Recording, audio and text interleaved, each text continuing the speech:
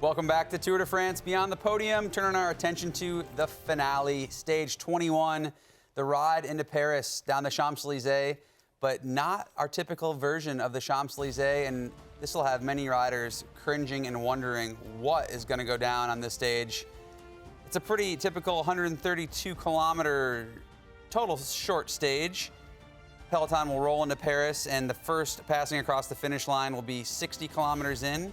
Then we have 3 climbs of the Côte de la Butte Montmartre, which was used in the Olympics last year, thrown in there by the race organizers to spice up this finish. Not the big sprinter drag race that we're used to seeing. No, not at all. I had front row seats to that Olympic course, and when I was directing for USA Cycling last year, and here we have the final 5K, you can see it is a technical run-in. You're going to have a cobbled climb, and you saw how selective the Olympics were. It's not going to be your typical bunch sprint. It'll maybe be a strong sprinter like Caden Groves, but you look at all these corners and everything that they're going to have to contend with, even just in the final 5K. All these GC guys need to keep their head on a swivel. Stage hunters have maybe one more shot. Sprinters, you're going to have to be a strong one in order to get to the end of this one. Yeah, I actually hadn't noticed, TJ, but looking at that last 5K map, I think they're finishing in front of the Arc de Triomphe instead of, a little further down the Champs-Élysées. That's right. Than they usually do. So it'll be a new finish line picture. I think any rider would dream of winning on the Champs-Élysées in Paris. There is like some magic to it as a bike racer. You've just endured 20 days of total insanity that feels like a lifetime's worth of bike racing in 3 weeks. To ride into Paris and realize you've made it, that's a really incredible feeling. Nothing else like it. I can't totally imagine what it's going to be like for these guys knowing that when it is always hard, and I don't think the TV really captures it. Even the classic finish circuit on Champs-Élysées, it's demanding racing. Those cobbles are up and down. They're really rough. Yeah. But it's flat. Like half the peloton is sort of just surviving to the finish line. With a climb now, fighting for position, it's on cobbles, tops out 6K before the line. Do you think they're going to have that procession, that sort of parade in the first part coming into Paris, or do you think it's just going to be like fight for the breakaway?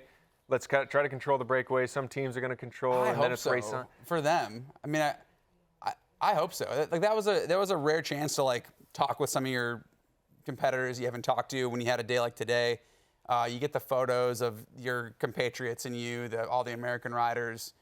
Yeah, a little congratulating, celebrating, telling fellow riders how much you respect them and appreciate the rides they've done. So I hope there's a little bit of a truce and then they can race into Paris. But again, like 60 kilometers in, seeing the Tour de France now, they're into the circuit at 60 kilometers, the first passage across the finish line. That means they're setting up 20K before that probably to start, position passive jockeying, aggressive position fighting.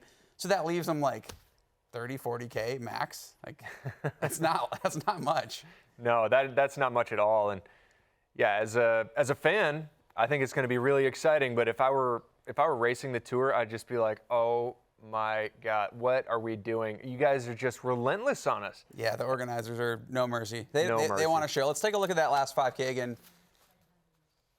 Okay, so yeah, we actually had paused the finish. That is about the same place it always finishes on the Champs-Élysées. So the director in me was actually wondering, like, I wonder where they're going to park the buses then. Oh, the buses, the bus parking.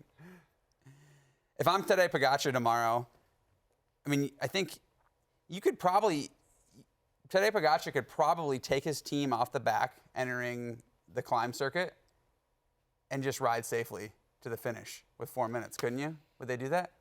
You could, yeah. You don't think he's going to want to win? Yeah, well, I don't know. Has Tadej totally morphed into the I'm over it, I just want to be done, never mind winning, I've had enough, get me home? He has seemed a little annoyed, but I don't know if that annoyed is just being like, he's wishing that he had that João Almeida so that he could have mowed down a few more breakaways and actually won more. Because I think coming into the Tour, it was like 50% of the races or stages that he started, he won. So he's actually brought his win tally down quite a bit during this Tour. I think he's annoyed with not winning, not with that he just wants to go home. Yeah. So yeah, and he's got one more shot.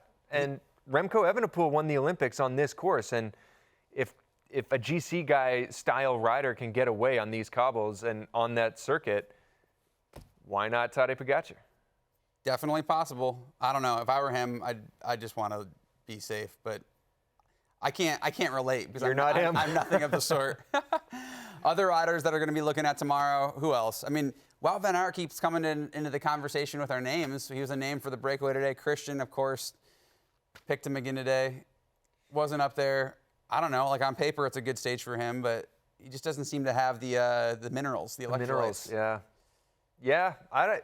You got to feel for Wout. He did have that massive crash last year in Doorsdorf-Flandern, and I kind of think that was the turning point of his career. He came back super well from that cut to his thigh that he had in the 2019 Tour, but something about that crash in Doorsdorf-Flandern last year, Wout has never looked exactly the same. He hasn't been able to do those big solo feats or the big, or even mixing it up in the bunch sprints. Usually he could win those or be thereabouts, and he's kind of drifted back from that too. And yeah.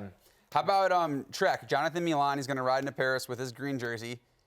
He can get over some climbs. He's got his teammate Tom Squeens. He was 5th at the Olympics. He's going to have good memories rolling over this climb. It's a wide range of people. Can they hold it together? Can Trek hold it together and give Milan? I mean, as a sprinter, you dream of winning on the Champs-Élysées. Yeah, he looks tired to me. They all look tired. But Milan, of all the sprinters, I think he's had to invest so much into all the intermediate sprints, pulling back breakaways, trying to even get in breakaways before. Yeah. Like the stage that went over the Tourmalet comes to mind. I just don't think he has. They've invested so much. That is the question for tomorrow: is who has any physical or mental matches left. It's important to note, I think, it is the same climb that was used in the Olympics. Valentin Medouas, 2nd place in the Olympics. But like you look at a Tour de France peloton, stage 21, 130K stage, I don't really see Medouas. No. It's just a different, like, Tadej's not different in that regard, but a rider like Medouas is. Yeah. Is that confusing? No, not confusing at all. And, maybe Kevin Vauquelin, he's sitting in the top 10. He's really good at these kind of stages. That's what actually put him up there on GC. He kind of had to limit his losses and, be dogged in the mountains, but the pure climbers pulled away from him, and he had to just keep fighting. But stage like tomorrow could be a perfect day for him to try. Ben Healy, another one. Yeah. How about Healy was 10th in the Olympics. Jorgensen was 9th. So a number of these guys, it's an interesting combination at the Olympics on a course like this. You have like these GC guys, consistent 3-week guys, one-day classic specialists. So some of those guys could play tomorrow, but again, so much of it's going to depend on the weather, how they ride from kilometer 0, because we don't know. Talking to some of the people on the ground there at the tour this morning, no one really had any indication. It wasn't like there were murmurings of like ceasefire at kilometer 0 and yeah, the champagne glasses were getting packed in the cars tonight for the usual celebration. Like they're preparing the gels and the bottles and all the usual full-on racing. Oh man, yeah. Party in Paris. Party in Paris. One more award Race for tomorrow on tomorrow that we haven't talked about yet. It's of all the podiums in Paris, maybe it's the less known one, but the most aggressive award. I think Quinn Simmons is up for it.